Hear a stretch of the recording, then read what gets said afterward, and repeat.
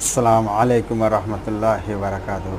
আজকের আলোচনায় ইয়াজুজ মাজুজ ও জুলকারনাইন যে গোটা পৃথিবীতে রাজত্ব করেছিল তা নিয়ে বিস্তারিত আলোচনা করলেন উস্তাদ শেখ মতিউর রহমান মাদানী। ইয়াজুজ মাজুজের আসল রহস্য তথ্য ভালো করে আলোচনা করলেন শাইখ।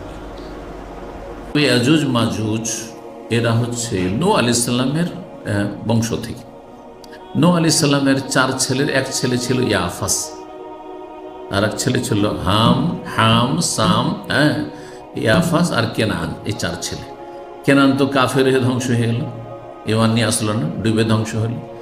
আর বাকি থাকে তাহলে হাম আর সাম। হাম থেকে, হাম কালো ছিলেন, ওখান থেকে আফ্রিকান জাতি বলা হচ্ছে, আল্লাহ তাআলা আলাম। আর সাম ছিলেন সাদা, আর এই সাদা থেকে শ্বেতাঙ্গ ইউরোপিয়ান এবং এশিয়ান, সব এশিয়ান যারা সাদা, আর আপনার কি বলছে ইউরোপিয়ান যারা ধরেন এই চেহারার। আর ইয়াফাস হচ্ছে নাক চেপটা মুখ চেপটা জাতি বলা হচ্ছে, চাইনিজ, মোগল, এইসব জাতিকে বলা হয়েছে। এখন এইসব জাতির মধ্যে বিশেষ একটা ফিতনা ফাসাদ সৃষ্টিকারী জাতি আছে, যেই জাতিটা প্রাচীর দিয়ে ঘেরা আছে। সেই জাতি একসময় প্রাচীর কে ধ্বংস করে তারা পৃথিবীতে বিচরণ করবে, আর সারা পৃথিবীতে বিশাল ধরনের ফিতনা ফাসাদ সৃষ্টি করবে।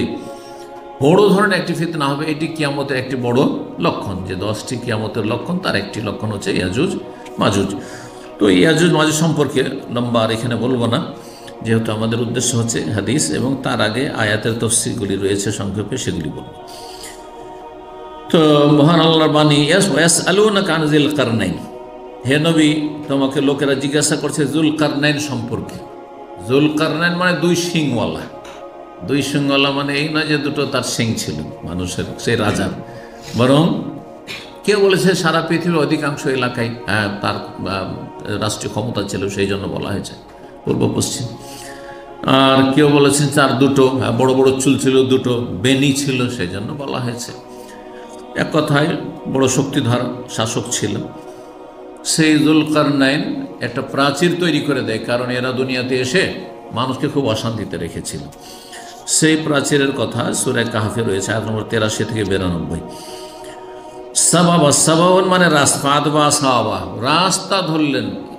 এই জুলকারনাইন রাজা পৃথিবীর ভ্রমণ করেছিলেন। পূর্ব দিকের সফর করেছেন, পশ্চিম দিকে সফর করেছেন, আর উত্তর দিকে সফর করেছেন, কিন্তু দক্ষিণ দিকের কথা নেই। কেন নেই? কারণ দক্ষিণ দিকে সব সাগর আর সাগর। দক্ষিণ দিকে যদি ভারত থেকে দক্ষিণ দিকে যান তো ভারত মহাসাগর, ঠিক না? এইখানে যদি আরব থেকে দক্ষিণ দিকে যান, ইয়ামানের পরে তো কি সব সাগর সাগর। আফ্রিকা থেকে দক্ষিণ দিকে যান তো সাগর, সব সাগর। যার ফলে দক্ষিণ দিকের সফর শেষ হয়ে যাবে, এখানে ইয়ামানে গেলে শেষ হয়ে যাবে, অথবা ভারতের চেন্নাই মাদ্রাজ গেলে শেষ হয়ে যাবে, তাই না? তারপরে কিছু দ্বীপ আছে, যেন মালদ্বীপ আছে, শ্রীলঙ্কা আছে, মালয়েশিয়া আছে, ইন্দোনেশিয়া আছে, এগুলো দ্বীপ আছে ভারত মহাসাগরে। পূর্ব দিকে দীর্ঘ আল্লাহর জমিন আছে, একবারে চাইনা জাপান পর্যন্ত, তাই না? তো পূর্ব দিকে সফর করেছেন, তিনি ভ্রমণ করেছেন, আর পশ্চিম দিকে ভ্রমণ করেছেন। তো পশ্চিম দিকে তখন আমেরিকা আবিষ্কারই ছিল না, সুতরাং আটলান্টিকের আপনার কেনারা পর্যন্ত, মানে ইউরোপের শেষ প্রান্ত পর্যন্ত। আর উত্তর দিকে তো বুঝতে পারছেন, উত্তর দিকে আপনার রাশিয়া আর অন্য যে দেশগুলি রয়েছে। এক কথায় এই 3টি তার সফরের কথা সেখানে রয়েছে। তো তিনি প্রস্তুতি নিলেন সফরে, আর তারপরে 3 দিকে সফর করে সেই দিকে এই আয়াতের একটা অংশ হচ্ছে সাবাবা, তারিকান, রাস্তা ধরলেন। তারপরে যখন উত্তর দিকে গেলেন, তখন সেখানে দেখলেন যে একটি জাতি রয়েছে। সেই জাতি অভিযোগ করলো যে ইয়াজুজ মাজুজ কি করছে, আমাদের এলাকায় ফিতনা ফাসাদ সৃষ্টি করছে। তখন তিনি বলেন, আতুনি জুবার আল হাদিদ, তোমরা লোহার পাতগুলি নিয়ে এসো। এই জোবার, এই জোবরাতনের বহুবচন, মানে এলকেতা, টুকরো, লোহার টুকরোগুলো নিয়ে এসো, পাতগুলো নিয়ে এসো।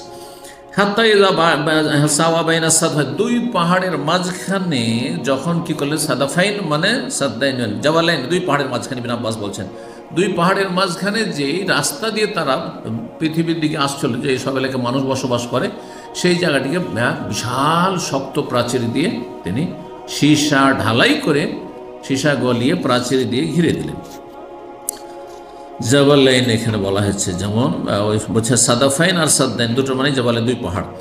খারজান মানে পারিশ্রমিক, যে তার পারিশ্রমিক দিতে চাইলে কথা বল। কাল অনফুখু, এখন তোমরা আগুন ফুৎকার দাও, আগুন জ্বালাও আর আগুন ফুকো।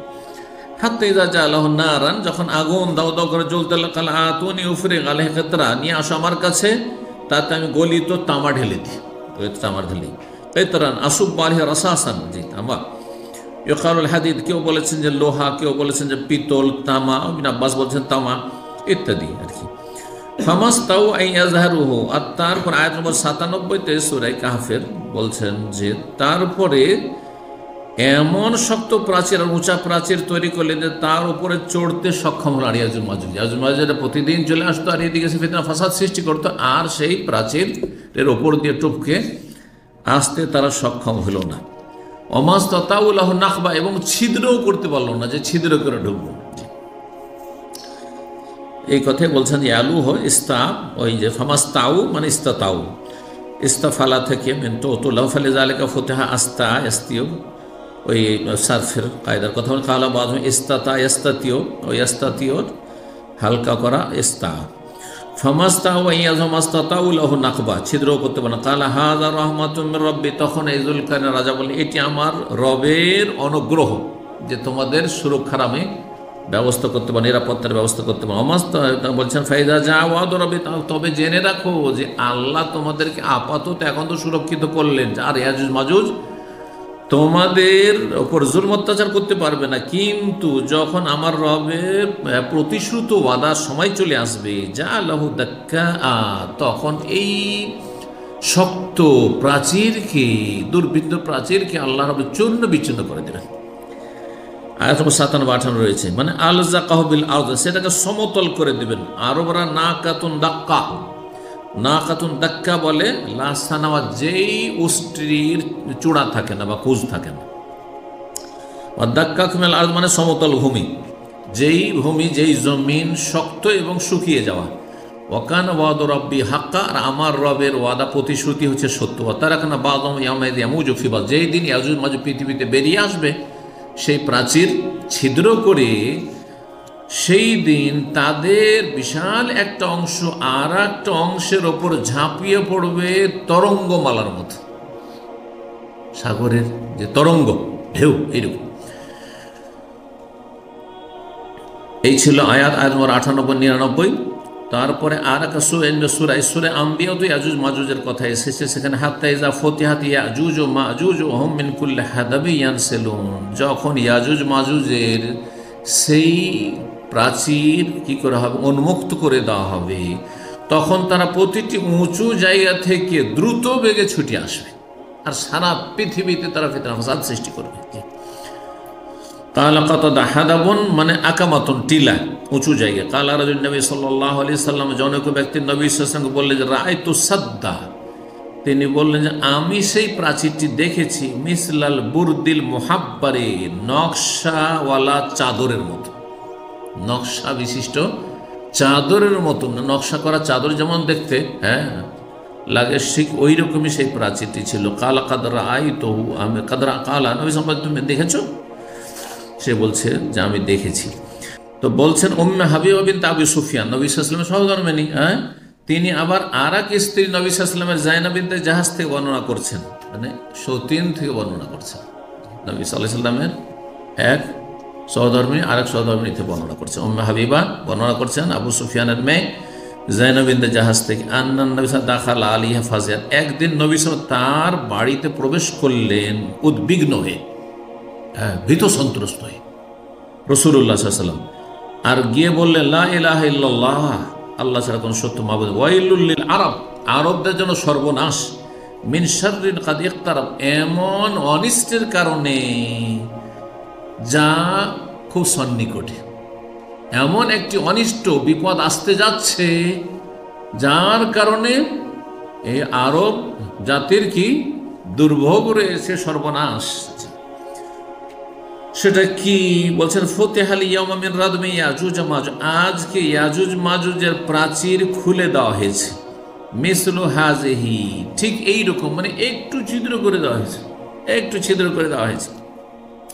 ওয়াহাল্লাকা বিইসবাহিল ইবহাম ওয়াল্লাতি তালিয়া, নবী সাল্লাল্লাহু আলাইহি ওয়াসাল্লাম দেখালেন এইভাবে মিসলু হাজ, এইরকম, অর্থাৎ দেখালেন বৃদ্ধাঙ্গুলি এবং তার পাশের আঙ্গুলি মানে শাহাদাতের আঙ্গুলি দিয়ে এইরকম এইভাবে ছিদ্র করে দেওয়া হয়েছে।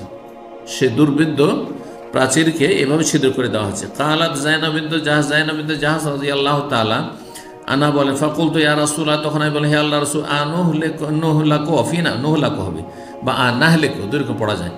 আর নাহলিকু ফিনা, আমরা কি ধ্বংস হয়ে যাব অথচ আমাদের মাঝে অনেক নেক লোক, ভালো মানুষ আছে। মেলা ভালো মানুষ, আজকে ভালো মানুষ নাই?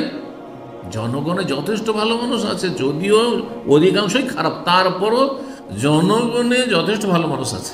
যাদের কাছে যত বেশি পয়সার, যত বেশি ক্ষমতা, তাদের অধিকাংশই খারাপ। কিন্তু জনগণে এখনো কল্যাণ আছে। মুসলিম বিশ্বে এখনো জনগণে, মুসলিম জনগণে এখনো কিছু বাকিয়াত খের, কিছু কল্যাণ আছে। আল্লাহ রাব্বুল কল্যাণকে বৃদ্ধি করুন, অনিষ্টকারীদেরকে দূর করুন। তো বলছেন আমরা কি ধ্বংস হয়ে যাব? আর অন্য রিওয়ায়াত বা কেউ কেউ বলেছে আনুহলাকু, আমাদেরকে কি ধ্বংস করে দেওয়া হবে অথচ আমাদের মাঝে নেক লোকেরা বেঁচে আছেন। কালার নাম ইদা কাসরাল খাবাস, যখন পাপ বেড়ে যাবে বেশি, খাবাস মানে মাসি, যখন পাপের কাজ বা পাপাচার বেশি হয়ে যাবে, তখন ভালো মানুষ থাকা সত্ত্বেও আল্লাহ আযাব দিয়ে ধ্বংস করে দেবেন। অধিকাংশ লোক যখন পাপিষ্ট হয়ে যাবে, তখন অল্প কিছু মানুষ নেক থাকলেও তারা শাহাদাতের মর্যাদা পাবে, কিন্তু তারা আল্লাহর আযাব যখন আসবে, ব্যাপকভাবে আসবে, ধ্বংস হবে। এই যে আসমানি জমিনি যে ভূমিকম্প বা ধরেন যুদ্ধ, হ্যাঁ, তারপরে অশান্তি বিভিন্ন রকমের, হ্যাঁ, সেটা দেশীয় হোক অথবা বিদেশের কোনো অত্যাচার হোক, যুদ্ধ হোক, অথবা আসমানি কোনো আযাব গজব হোক, বন্যায় প্লাবিত হওয়া, এই ধরনের বিভিন্ন যে আযাবগুলি রয়েছে, ঘূর্ণিঝড়, এতে কি শুধু ওই পাপিষ্টদের বাড়িঘর ধ্বংস হয় আর তাদের জানমালের ক্ষতি হয়, না নেক লোকেরও ক্ষতি হয়? নেক লোক মারা যায় হবে, কিন্তু সুম্মায়ু বাসুনা, অন্যরা আলা নিয়াতিহিম, তারপরে তাদের নিয়ত অনুযায়ী আল্লাহর কাছে হাসর মাঠে উঠবে। যারা নেক মানুষ তারা শহীদ হয়ে উঠবে আল্লাহর কাছে, আর যারা খারাপ মানুষ তারা পাপিষ্ট হয়ে দুনিয়া তো আযাব আর আখিরাত তো আযাব, আবার জাহান্নামে যাবে। ভিডিওটি ভালো লাগলে অবশ্যই শেয়ার করবেন। ইয়াজুজ মাজুজের অনেক রকমের মিথ্যাচার ছড়িয়ে রয়েছে আমাদের সমাজের বুকে।